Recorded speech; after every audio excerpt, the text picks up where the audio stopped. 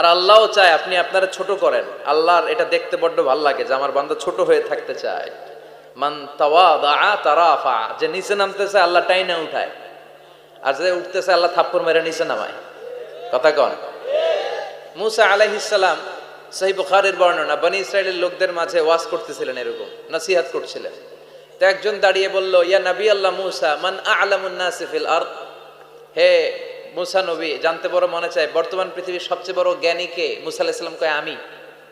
মুসা আলাইহিস সালাম কি বললেন? আনা। আসলে কথাটা ঠিক। আল্লাহ যখন যে নবীকে পৃথিবীতে পাঠায় তখন তাকে সবচাইতে বেশি জ্ঞান দিয়ে পাঠায়, সে হিসেবে ঠিকই উনি সবচেয়ে জ্ঞানী। কিন্তু উনি এইভাবে নিজেকে সবচেয়ে বড় জ্ঞানী বলে দিবে, এটা আল্লাহর পছন্দ হয় নাই। আল্লাহ চেয়েছিলেন মুসা আলাইহিস সালাম যেন বলে আল্লাহু আ'লাম, আল্লাহই জ্ঞানী। সুবহানাল্লাহ কইবেন না? কিন্তু তা না করে উনি কি করলেন? যখন বললো সবচেয়ে বড় জ্ঞানী কে, উনি হুট করে কি বলে ফেললেন? আনা, আমি। আল্লাহ এটা পছন্দ করেনি। আল্লাহ ডেকে বললেন, মুসা, ইউ আর অ্যাবসলিউটলি রং, তুমি ভুল করেছো, তুমি সবচেয়ে জ্ঞানী নও, তোমার চেয়ে বড় জ্ঞানী আছে। সুবহানাল্লাহ পড়েন। তার মানে জানার কোনো শেষ নাই, জাননেওয়ালার উপর জাননেওয়ালা আছে। আর সবচেয়ে বড় জাননেওয়ালা কে? মুসা আলাইহিস সালাম রে আল্লাহ বললেন, মুসা, তোমার চেয়ে বড় জ্ঞানী আছে, তার নাম হচ্ছে খাদির। কি নাম? আরো জোরে বলেন, কি নাম? খাদির। উনি কোন জায়গায় বসলে ওখানে ঘাস লতা পাতা যদি শুকনো থাকতো, ওনার বরকতে ওগুলো সবুজ হয়ে যেত, এজন্য ওনার নাম খাদির। কিন্তু আমরা বলি খিজির। আমরা কি বলি? খিজির। আল্লাহ বললেন, ইযহাব ইলা মাজমাইল বাহরাইন, দুই সাগরের মিলন কেন্দ্র, ওখানে যাও, ওখানে যে এমন এক বান্দার সন্ধান পাবা সে তোমার চেয়েও জ্ঞানী। সুবহানাল্লাহ পড়ে। তাহলে আমি সবচেয়ে বড় জ্ঞানী, আমি আল্লামা, এটা বলতে পারে শয়তান। চিল্লা এখন ঠিক কিনা? এজন্য আমরা যেন নিজেকে নিজে সবসময় ছোট করে উপস্থাপন করি, তাহলে আল্লাহর দরবারে আপনি বড় হয়ে যাবেন। কথা বুঝতে পেরেছেন? আল্লাহ আমাদের সবাইকে কথাগুলো বুঝার ও আমল করার তৌফিক দান করুক। আমরা পড়ি আমিন। কমে যাবে। উনজুরু ইলা মান হুয়া আসফালা মিনকা, তোমার চেয়ে যে খারাপ অবস্থায় আছে একটু তাকাও না, একটু তাকাও, তোমার চারিপাশেই আছে। যে মুহূর্তে আমরা কথা শুনছি এই মুহূর্তে অনেকে হাসপাতালের বেডে শুয়ে শুয়ে চিৎকার করছে, মৃত্যুর প্রহর গুনছে। ক্যান্সার, দুরারোগ্য ব্যাধি যার নাই কোনো অ্যান্সার। আমার বাড়ি নাই, আমি বাড়ি চাই, গাড়ি চাই, আরো টাকা চাই, আরো পয়সা চাই, আরো খ্যাতি চাই, আরো অনেক কিছু চাই। ক্যান্সারে আক্রান্ত রোগীটা কিচ্ছু চায় না, খালি বাঁচতে চায়। ওর বাঁচার বড় শখ, এই সুন্দর মায়ার পৃথিবী ছেড়ে ওর চলে যেতে মনে চায় না, ও শুধু বাঁচতে চায়। কিন্তু আমাদের এটা লাগবে, ওইটা লাগবে, ওইটা লাগবে। এজন্য ক্যান্সারে যারা আক্রান্ত একটু তাকান না, হাত নাই পা নাই, একটু তাকান কিভাবে তারা লাইফ লিড করে। শেখ সাদি বালাগাল উলা বিকামালিহি একটা কবিতা লিখে বিখ্যাত হয়েছেন। পার্সিয়ান পয়েট, ইরানি কবি। ওনার আর্থিক দৈন্যতা যাচ্ছিল কিছুদিন ধরে, ওনার আর্থিক কিছু সমস্যা, টাকা পয়সা নাই, ফলে ওনার জুতা ছিঁড়ে গিয়েছে, পায়ে জুতা নাই, খালি পায়ে হাঁটে। আর মনে বড় আফসোস, মনে বড় দুঃখ, আমি এত বড় কবি, আমার পায়ে জুতা নাই, আমার পায়ে কি নাই? তো একবার ঘর থেকে বের হয়ে দেখে একটা লোক ভিক্ষা করে খাচ্ছে, ওর দুইটা পাই নাই। শেখ সাদির কি নাই? ভিক্ষুকের কি নাই? ভিক্ষুকের দশা দেখে সেজদায় পড়ে গিয়েছে। সেজদায় লুটিয়ে পড়ে আল্লাহর বলে, আল্লাহ শুকুর, আলহামদুলিল্লাহ, বেশ ভালো আছি। এজন্য উনজুর ইলা মান হুয়া আসফালা মিনকা, তোমার চেয়ে যে খারাপ অবস্থানে আছে তার দিকে তাকাও। ঋণের বোঝা কাঁধে এত বেশি, প্রতিদিন বাড়িওয়ালা এসে তাড়া করে, ভাড়া দিতে পারে না, এরকম লোক আছে না নাই? গ্যাসের বিল দিতে পারে না, বিদ্যুতের বিল দিতে পারে না, স্ত্রীকে একটা শাড়ি কিনে দিতে পারে না, বাচ্চাদের 3 মাসের 4 মাসের বেতন ভাড়া জমা হয়ে আছে, দিতে পারে না। কত সুখে আছি আমরা, কত শান্তিতে আছি আমরা, শুকুর গুজার হতে চাই না, শুধু অভিযোগ আর অভিযোগ। আল্লাহ বলে অভিযোগ বাদ দিয়ে দাও। বিশ্বনবী বলেন, তোমার চেয়ে যে খারাপ অবস্থানে আছে একটু ওইদিকে তাকাও, তাহলে দেখবে তুমি অনেক ভালো আছো। এজন্য সব সময় সুখে দুঃখে সর্বাবস্থায় আমরা প্রশংসা করব একজনের, তিনি কে? আর প্রশংসা করলে নেয়ামত বাড়ায় দেয় কে? আর প্রশংসা না করলে শাস্তির জন্য অপেক্ষা করতে হবে। যাহারাল ফাসাদু ফিল বাররি ওয়াল বাহরি বিমা কাসাবাত আইদিন নাস, জলে স্থলে যে জলোচ্ছ্বাস, ভূমিকম্প, অগ্নিকাণ্ড, খরা, দুর্ভিক্ষ এগুলো চলে, এই মহামারী, নানা ধরনের নতুন রোগ, এগুলো আমাদের হাতের কামাই। এগুলো কি? আমাদের হাতের কামাই। আমরা যদি আল্লাহওয়ালা হয়ে যাই, আল্লাহর জামিনে যদি আল্লাহর দিন কায়েমের চেষ্টা করি, আল্লাহর দেয়া কোরআন অনুযায়ী যদি জীবন চালাই, আমাদের জীবনটারও শান্তিময় করে দিবে কে? আমাদের ধর্মের নামই তো শান্তি। ধর্মের নাম কি? ইসলাম। ইসলাম মানে কি? বিশ্বনবী রাজা বাদশাদের কাছে যখন চিঠি লিখতেন, তিনি প্রথমে শান্তির কথা শোনাতেন। সুবহানাল্লাহ পড়েন। দেখেন কত সুন্দর ধর্ম। আর আমাদেরকে ওরা শান্তি শিখায়, আমাদেরকে মানবাধিকার শিখায়। মানবাধিকারের কথা, শান্তির কথা মানায় একজনের মুখে, তিনি হচ্ছেন মুহাম্মদ সাল্লাল্লাহু। গোটা বিশ্ব তার কাছে ঋণী, তার কাছে কৃতজ্ঞ। তিনি শুধু দিয়েছেন, নেন নাই। সুবহানাল্লাহ পড়েন। তিনি বলেছেন সালামুন আলা মানিত্তাবা আল হুদা। যাদের কাছে বিশ্বনবী চিঠি পাঠাতেন তিনি লিখতেন সালাম, মানে শান্তি। শুরুতেই শান্তি কাদের প্রতি? আলা মানিত্তাবা আল হুদা, যারা হেদায়েতকে অনুসরণ করে। রাজা বাদশাদের কাছে বিশ্বনবী চিঠি পাঠাতেন, শান্তির বাণী পাঠাতেন, তারপর লিখতেন আসলিম তাসলাম, ইসলাম মানো শান্তিতে থাকবা, তাহলে আল্লাহর দরবারে আপনি বড় হয়ে যাবেন। কথা বুঝতে পেরেছেন? আল্লাহ আমাদের সবাইকে কথাগুলো বুঝার ও আমল করার তৌফিক দান করুক। আমরা পড়ি আমিন। কি হয়েছে ওইখানে? মানুষ জায়গা হয় না? আচ্ছা জি, ভলান্টিয়ার্স যারা আছেন তারা ওই যে কাপড়গুলো খুলে দেন। খুলেই তো দিছে, তারপরেও জায়গা হচ্ছে না। কি আর করবেন? একটু কষ্ট করে শুনতে হবে। কষ্ট আছে যেখানে, সওয়াব আছে সেখানে। দাঁড়ায় শুনলে বেশি সওয়াব, তো ওনাদেরকে বেশি সওয়াব থেকে বঞ্চিত করবেন কেন? সওয়াব নেই কোনারা, আপনারা সওয়াব নেন, সওয়াব পাবেন ইনশাআল্লাহ। কষ্ট হচ্ছে না তো? এই মাহফিলে একবারে বসে যেতে হয়। টানা হিচড়া আমি করি না। টানা হিচড়া করলে ক্যামেরাওয়ালারা উল্টায় পড়বে, এই ক্যামেরাম্যানরা। তারপর একটা বিশৃঙ্খলা সৃষ্টি হবে। এজন্য টানা হিচড়ার দরকার নেই। যে যেখানে আছেন থাকেন। আবহাওয়াটা খুব সুন্দর আবহাওয়া, গরমও না ঠান্ডাও না। কি বলেন? আলহামদুলিল্লাহ পড়ি। কোনো আওয়াজ হবে না আশেপাশে। এই যে আপনি লাগবে না, থাকেন ওইভাবেই থাকেন। যে যেখানে আছি ওইভাবে থাকি, কোনো আওয়াজ হবে না। আমার সময় খুব কম, একটু পরেই আমাদের প্রধান মুফাসসির চলে আসবে। উনি আসার আগ পর্যন্ত কিছু কথা আমরা শোনার চেষ্টা করি, শিখার চেষ্টা করি। আমরা শিখতে এসেছি, শিখতেই হবে, আপনাকে পড়তেই হবে। কোরআনের প্রথম কথা হচ্ছে পড়ো আর নিজের জীবন গড়ো, ঠিক কি না? পড়তেই হবে আপনাকে, না পড়ে উপায় নাই। যখন যে অবস্থায় থাকবেন পড়বেন। জীবনে আমি জীবনে আমার একটা কিছু মটো আছে, লক্ষ্য, এটাকে খেয়াল করে আমি চলি। বিষয়টা হচ্ছে এরকম যে আমি কখনো হারি না, আমি হয় জিতি নয় শিখি। এরকম একটা অ্যাটিটিউড রাখবেন যে শিখতে আমাকে হবেই, কিন্তু হেরে যাব না আমরা। চিল্লায় বলেন ঠিক কিনা? এবং শিখাটাই আপনাকে মুক্তি দিতে পারে। এজন্যই কোরআনের প্রথম কথা আল্লাহ শিখার ব্যাপারে উদ্বুদ্ধ করেছেন। আল্লাহ বলেছেন ইকরা বিসমি রাব্বিকাল্লাযী খালাক, read in the name of your lord who has created, পড়ো তোমার প্রভুর নামে যিনি তোমায় শিখিয়েছেন। এজন্য পড়তে হবে, জানতে হবে। আসেন আমরা সরাসরি মহাবিশ্বের মহাবিশ্বয় মহাগ্রন্থ আল কোরআন থেকে শুনি। উদ্দেশ্য হচ্ছে যে আমরা নিজেদেরকে আলোকিত করব। উই এনলাইটেন আওয়ারসেলফ, ভিতরটাকে আলোকিত করব, আলোকিত মানুষ হব, সাদা মনের মানুষ হব, আল্লাহওয়ালা হব ইনশাআল্লাহ। পড়েন। উদ্দেশ্য যদি ভালো হয়, সওয়াব কামিয়ে আপনি শেষ করতে পারবেন না। আর উদ্দেশ্যে যদি ভেজাল থাকে কোনো লাভ নাই। হাবা মানসুরা, সব শেষ। এগুলারে উঠাইলে, মিজানের পাল্লায় উঠালে কোনো ধরনের ওজন হবে না। আজকের এই তাফসির মাহফিলে আমরা এসেছি শিখার জন্য আর একজনকে খুশি করার জন্য। তিনি কে? আল্লাহ তুমি কবুল করো। আমি আপনাদের খেদমতে সূরাতু আদ-দুহা তেলাওয়াত করেছি। এই সূরাটা মুখস্থ আছে না অনেকের? কমন একটা সূরা, প্রায় আমরা সালাতে পড়ি, মক্তবেই তো এগুলো শিখে ফেলছি, ঠিক কি না? তো এই যে সূরাটা খুব বেশি পড়া হয়, খুব বেশি শোনা হয়, আসলে এই সূরায় আল্লাহ কি শিক্ষা কর্মসূচি আমাদেরকে দিলেন জানার দরকার আছে না নাই? আসেন আজকের এই চমৎকার রজনীতে আমরা সূরাতুদ দুহার আলোকে কিছু কথা শুনি। এটা কোরআনের 30তম পারায় অবস্থিত একটা সূরা। কততম পারা?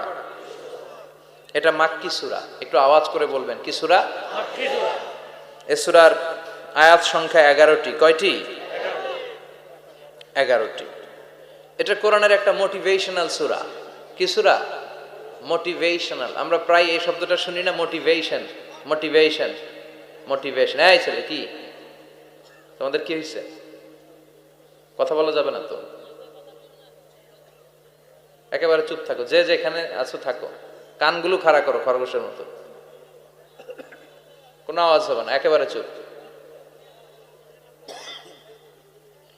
এটা কোরআনের মোটিভেশনাল সূরা, অনুপ্রেরণাদায়ক সূরা। আপনার মন যখন খারাপ তখন এই দুইটা সূরা পড়বেন, দোহাও পড়বেন, সূরাতুল ইনশিরাহও পড়বেন। ইযা ইশতাদ্দাত বিকাল বালওয়া ফাফাক্কির ফি আলাম নাশরাহ ফাইন্নাল উসরা বাইনাল ইউসরাইনি ইযা ফাক্কারতাহু ফাফরাহ। এদের কি সমস্যা কি? এই ইয়াকো সুবহান গো, আওয়াজ করেন কেন?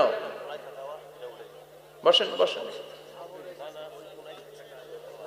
আর বসার জায়গা না থাকলে দাঁড়িয়ে থাকেন। জি, আওয়াজ করা যাবে না, হাতে কাজ করবেন, আওয়াজ হলে কথা বলা যায় না।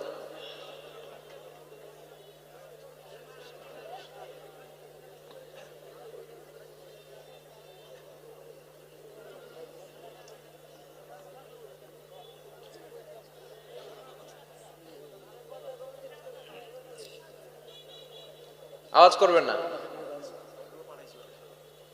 এটা আর আল্লাহও চায় আপনি আপনারা ছোট করেন। আল্লাহর এটা দেখতে বড্ড ভালো লাগে যে আমার বান্দা ছোট হয়ে থাকতে চায়। মান তাওয়াদা তারাফা, যে নিচে নামতেছে আল্লাহ টাইনা উঠায়, আর যে উঠতেছে আল্লাহ থাপ্পড় মেরে নিচে নামায়। কথা কন। মুসা আলাইহিস সালাম, সহিহ বুখারীর বর্ণনা, বনি ইসরাইলের লোকদের মাঝে ওয়াজ করতেছিলেন, এরকম নসিহত করছিলেন। তো একজন দাঁড়িয়ে বলল, ইয়া নবী আল্লাহ মুসা, মান আ'লামুন নাসি ফিল আরদ, হে মুসা নবী, জানতে বড় মনে চায় বর্তমান পৃথিবীর সবচেয়ে বড় জ্ঞানী কে? মুসা আলাইহিস সালাম কয় আমি। মুসা আলাইহিস সালাম কি বললেন? আনা। আসলে কথাটা ঠিক।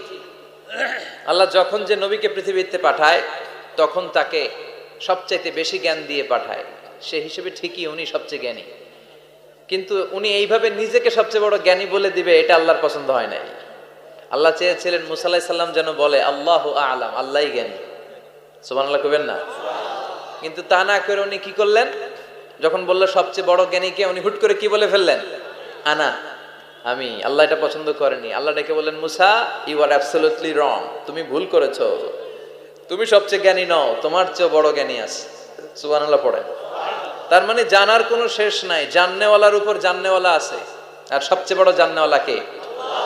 মুসা আলাইহিস সালাম রে আল্লাহ বললেন, মুসা, তোমার চেয়ে বড় জ্ঞানী আছে, তার নাম হচ্ছে খাদির। কি নাম? আরো জোরে বলেন, কি নাম? খাদির। উনি কোন জায়গায় বসলে ওখানে ঘাস লতা পাতা যদি শুকনো থাকতো, ওনার বরকতে ওগুলো সবুজ হয়ে যেত, এজন্য ওনার নাম খাদির। কিন্তু আমরা বলি খিজির। আমরা কি বলি? খিজির। আল্লাহ বললেন, ইযহাব ইলা মাজমাইল বাহরাইন, দুই সাগরের মিলন কেন্দ্র, ওখানে যাও, ওখানে যে এমন এক বান্দার সন্ধান পাবা সে তোমার চেয়েও জ্ঞানী। সুবহানাল্লাহ পড়ে। তাহলে আমি সবচেয়ে বড় জ্ঞানী, আমি আল্লামা, এটা বলতে পারে শয়তান। চিল্লা এখন ঠিক কিনা? এজন্য আমরা যেন নিজেকে নিজে সবসময় ছোট করে উপস্থাপন করি, তাহলে আল্লাহর দরবারে আপনি বড় হয়ে যাবেন। কথা বুঝতে পেরেছেন? আল্লাহ আমাদের সবাইকে কথাগুলো বুঝার ও আমল করার তৌফিক দান করুক। আমরা পড়ি আমিন। কমে যাবে। উনজুরু ইলা মান হুয়া আসফালা মিনকা, তোমার চেয়ে যে খারাপ অবস্থায় আছে একটু তাকাও না, একটু তাকাও, তোমার চারিপাশেই আছে। যে মুহূর্তে আমরা কথা শুনছি এই মুহূর্তে অনেকে হাসপাতালের বেডে শুয়ে শুয়ে চিৎকার করছে, মৃত্যুর প্রহর গুনছে। ক্যান্সার, দুরারোগ্য ব্যাধি যার নাই কোনো অ্যান্সার।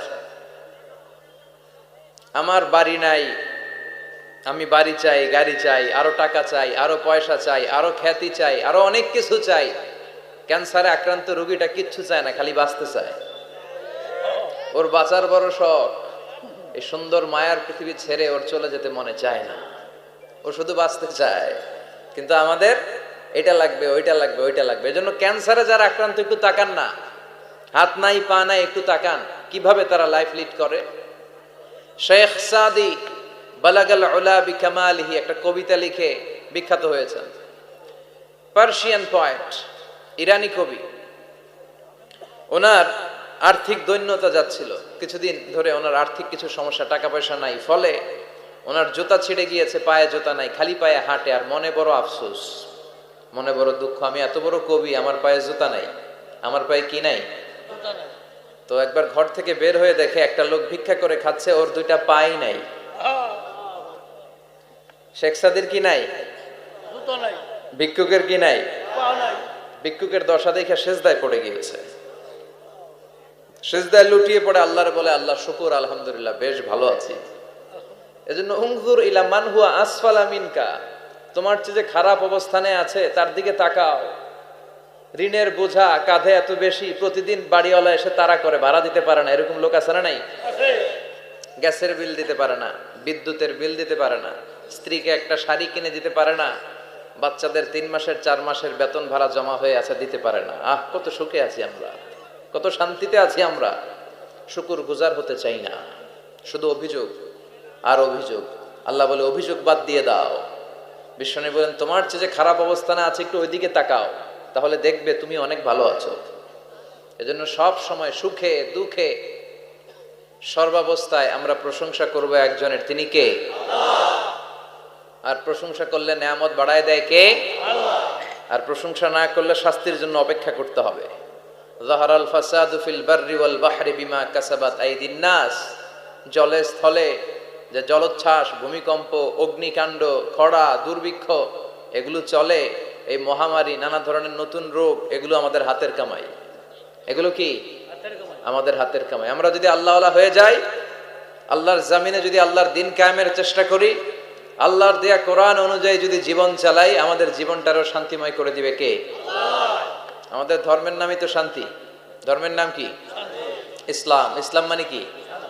বিশ্বনবী রাজা বাদশাদের কাছে যখন চিঠি লিখতেন, তিনি প্রথমে শান্তির কথা শোনাতেন। সুবহানাল্লাহ পড়েন। দেখেন কত সুন্দর ধর্ম। আর আমাদেরকে ওরা শান্তি শিখায়, আমাদেরকে মানবাধিকার শিখায়, মানবাধিকারের কথা, শান্তির কথা মানায় একজনের মুখে, তিনি হচ্ছেন মুহাম্মদ সাল্লাল্লাহু। গোটা বিশ্ব তার কাছে ঋণী, তার কাছে কৃতজ্ঞ। তিনি শুধু দিয়েছেন, নেন নাই। সুবহানাল্লাহ পড়েন। তিনি বলেছেন সালামুন আলা মানিত্তাবা আল হুদা। যাদের কাছে বিশ্বনবী চিঠি পাঠাতেন তিনি লিখতেন সালাম, মানে শান্তি, শুরুতেই শান্তি।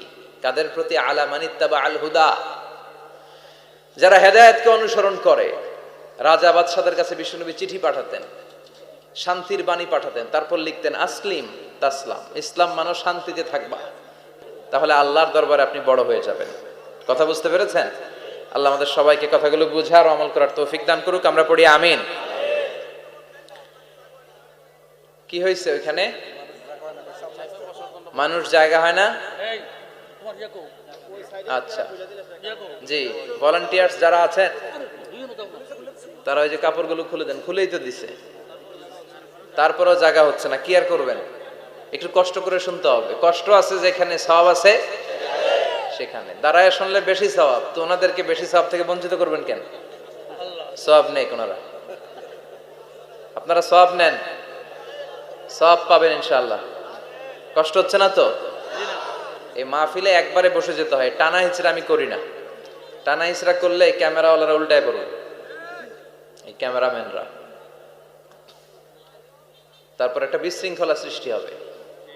এজন্য টানা হিচড়ার দরকার নেই, যে যেখানে আছেন থাকেন। আবহাওয়াটা খুব সুন্দর আবহাওয়া, গরমও না ঠান্ডাও না। কি বলেন? আলহামদুলিল্লাহ পড়ি। কোনো আওয়াজ হবে না আশেপাশে, এই যে আপনি লাগবে না, থাকেন ওইভাবেই থাকেন, যে যেখানে আছি ওইভাবে থাকি, কোনো আওয়াজ হবে না। আমার সময় খুব কম, একটু পরেই আমাদের প্রধান মুফাসসির চলে আসবে। উনি আসার আগ পর্যন্ত কিছু কথা আমরা শোনার চেষ্টা করি, শিখার চেষ্টা করি। আমরা শিখতে এসেছি, শিখতেই হবে, আপনাকে পড়তেই হবে। কোরআনের প্রথম কথা হচ্ছে পড়ো আর নিজের জীবন গড়ো, ঠিক কি না? পড়তেই হবে আপনাকে, না পড়ে উপায় নাই। যখন যে অবস্থায় থাকবেন পড়বেন। জীবনে আমি জীবনে আমার একটা কিছু মটো আছে, লক্ষ্য, এটাকে খেয়াল করে আমি চলি। বিষয়টা হচ্ছে এরকম যে আমি কখনো হারি না, আমি হয় জিতি নয় শিখি, এরকম একটা অ্যাটিটিউড রাখবেন যে শিখতে আমাকে হবেই, কিন্তু হেরে যাব না আমরা। চিল্লায় বলেন ঠিক কিনা? এবং শিখাটাই আপনাকে মুক্তি দিতে পারে। এজন্যই কোরআনের প্রথম কথা আল্লাহ শিখার ব্যাপারে উদ্বুদ্ধ করেছেন। আল্লাহ বলেছেন ইকরা বিসমি রাব্বিকাল্লাযী খালাক, read in the name of your lord who has created, পড়ো তোমার প্রভুর নামে যিনি তোমায় শিখিয়েছেন। এজন্য পড়তে হবে, জানতে হবে। আসেন আমরা সরাসরি মহাবিশ্বের মহাবিশ্বয় মহাগ্রন্থ আল কোরআন থেকে শুনি। উদ্দেশ্য হচ্ছে যে আমরা নিজেদেরকে আলোকিত করব, উই এনলাইটেন আওয়ারসেলফ, ভিতরটাকে আলোকিত করব, আলোকিত মানুষ হব, সাদা মনের মানুষ হব, আল্লাহওয়ালা হব ইনশাল্লাহ। পড়েন। উদ্দেশ্য যদি ভালো হয় সওয়াব কামিয়ে আপনি শেষ করতে পারবেন না, আর উদ্দেশ্যে যদি ভেজাল থাকে কোনো লাভ নাই। হাবা মানসুরা, সব শেষ। এগুলারে উঠাইলে, মিজানের পাল্লায় উঠালে কোনো ধরনের ওজন হবে না। আজকের এই তাফসির মাহফিলে আমরা এসেছি শিখার জন্য আর একজনকে খুশি করার জন্য। তিনি কে? আল্লাহ তুমি কবুল করো। আমি আপনাদের খেদমতে সূরাতু আদ-দুহা তেলাওয়াত করেছি। এই সূরাটা মুখস্থ আছে না অনেকের? কমন একটা সূরা, প্রায় আমরা সালাতে পড়ি, মক্তবেই তো এগুলো শিখে ফেলছি, ঠিক কি না? তো এই যে সূরাটা খুব বেশি পড়া হয়, খুব বেশি শোনা হয়, আসলে এই সূরায় আল্লাহ কি শিক্ষা কর্মসূচি আমাদেরকে দিলেন জানার দরকার আছে না নাই? আসেন আজকের এই চমৎকার রজনীতে আমরা সূরাতুদ দুহার আলোকে কিছু কথা শুনি। এটা কোরআনের 30তম পারায় অবস্থিত একটা সূরা। কততম পারা? এটা মাক্কি সূরা। একটু আওয়াজ করে বলবেন, কি সূরা? মাক্কি সূরা। এই সূরার আয়াত সংখ্যা 11টি। কয়টি? 11টি। এটা কোরআনের একটা মোটিভেশনাল সূরা। কি সূরা? মোটিভেশনাল। আমরা প্রায় এই শব্দটা শুনি না, মোটিভেশন, মোটিভেশন, মোটিভেশন। এই ছেলে কি তোমাদের কি হয়েছে? কথা বলা যাবে না তো, একেবারে চুপ থাকো, যে যেখানে আছো থাকো, কানগুলো খাড়া করো খরগোশের মতো, কোনো আওয়াজ হবে না, একেবারে চুপ। এটা কোরআনের মোটিভেশনাল সূরা, অনুপ্রেরণাদায়ক সূরা। আপনার মন যখন খারাপ তখন এই দুইটা সূরা পড়বেন, দোহাও পড়বেন, সূরাতুল ইনশিরাহও পড়বেন। ইযা ইশতাদ্দাত বিকাল বালওয়া ফাফাক্কির ফি আলাম নাশরাহ ফাইন্নাল উসরা বাইনাল ইউসরাইনি ইযা ফাক্কারতাহু ফাফরাহ। এদের কি সমস্যা কি? এই ইয়াকো সুবহান সুবহান কইও। আওয়াজ করেন কেন? বসেন বসেন, আর বসার জায়গা না থাকলে দাঁড়িয়ে থাকেন। জি, আওয়াজ করা যাবে না, হাতে কাজ করবেন, আওয়াজ হলে কথা বলা যায় না।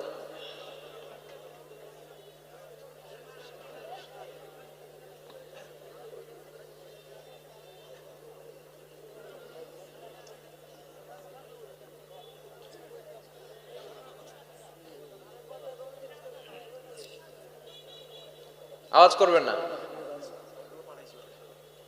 এটা